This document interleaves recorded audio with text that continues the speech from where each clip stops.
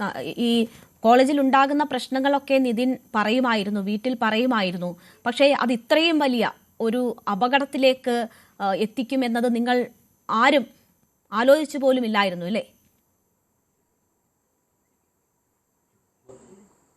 തീർച്ചയായും ഇങ്ങനെ അവിടുത്തെ ഉണ്ടാകുന്ന സംഭവങ്ങളെക്കുറിച്ച് നമ്മളെ വീട്ടുകാരെ അറിയിക്കുമായിരുന്നു.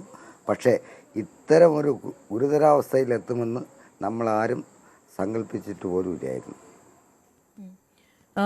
നിതിൻ്റെ ശബ്ദം ഓഡിയോ ഒക്കെ പുറത്തു വന്നിട്ടുണ്ട്. എങ്ങനെയാണ് അവിടുത്തെ സംഭവങ്ങളെന്നൊക്കെ നിതിൻ പറയുന്നത്, എങ്ങനെയാണ് അതിനോട് പ്രതികരിക്കുന്നത് എന്നതൊക്കെ നിതിൻ പറയുന്നു. ഒരു 23-കാരൻ 23 വയസ്സുള്ള ഒരു യുവാവിന് ഒരിക്കലും കേൾക്കാനോ സഹിക്കാനോ പറ്റുന്നതൊന്നുമായിരുന്നില്ല അത്. ഒരു ചെറുത്തു നിൽക്കുന്ന, അല്ലെങ്കിൽ തൻ്റെ നീതിക്ക് വേണ്ടി നിൽക്കാനും പറയാനും ഒക്കെ പറ്റുന്ന ധൈര്യമുള്ള ഒരു കുട്ടി തന്നെ ആയിരുന്നോ നിതിൻ?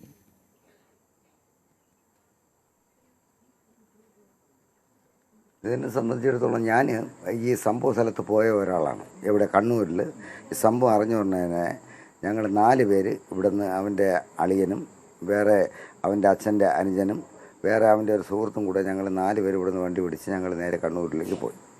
അപ്പോൾ അവിടെ നിന്ന് ഞങ്ങൾക്ക് കിട്ടിയ അറിവനുസരിച്ച് ഞങ്ങൾ അവിടുത്തെ ഓരോ ഏകദേശമുള്ള വിദ്യാർത്ഥികളെയും ഞങ്ങൾ പരസ്യമായി രഹസ്യമായി അവരോട് ചോദിച്ചപ്പോഴും അവരാരും ഒന്നും പറയാൻ തയ്യാറായില്ല. അവിടുത്തെ അധ്യാപകർക്കും അവിടുത്തെ വിദ്യാർത്ഥികൾക്കും അവിടെ എന്താണ് ഉണ്ടായതെന്ന് തീർച്ചയായും അവർക്ക് അറിയാമായിരിക്കാം എന്നായിരുന്നു അവരുടെ ഓരോരുത്തരും. അവരാരെയൊക്കെ ഭയന്നാണ് പറയാത്തത്. എന്നാൽ ഈ റാം എന്ന് പറയുന്ന അയാൾ അവിടുത്തെ എച്ച്.ഒ.ഡി.യനാണ്. അയാൾ 10 വർഷം കൊണ്ട് അവിടുത്തെ ഒരു മെയിൻ ആളായിട്ട് പ്രവർത്തിക്കുകയാണ്.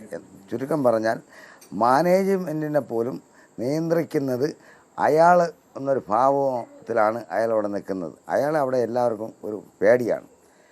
അപ്പോൾ ഞങ്ങൾ തിരക്കിയപ്പോൾ അവിടുത്തെ മറ്റു വിദ്യാർത്ഥികൾ പറഞ്ഞത് ഇയാൾ ഒരുപാട് പേരെടുത്തു ഇങ്ങനെ തന്നെ ഈ നിതിൻ രാജിനെ പരസ്യമായി ക്ലാസ്സിൽ വന്ന് അവൻ്റെ ജാതി പറഞ്ഞും അത് പോയിട്ട് പിന്നെ നീ പുഴുത്ത പട്ടിയാണടാ എന്നും, നിനക്ക് സാമ്പത്തികമായി ഒന്നുമില്ലാത്ത നിന്നെപ്പോലെയുള്ള ദരിദ്രവാസികൾക്ക് പഠിക്കാനുള്ളതല്ല MBBS, ഈ പുഴുത്ത പട്ടി എന്ന് 2-3 പ്രാവശ്യം ആവർത്തിച്ച് പറഞ്ഞപ്പോൾ ഇയാളെന്ത് പറഞ്ഞു?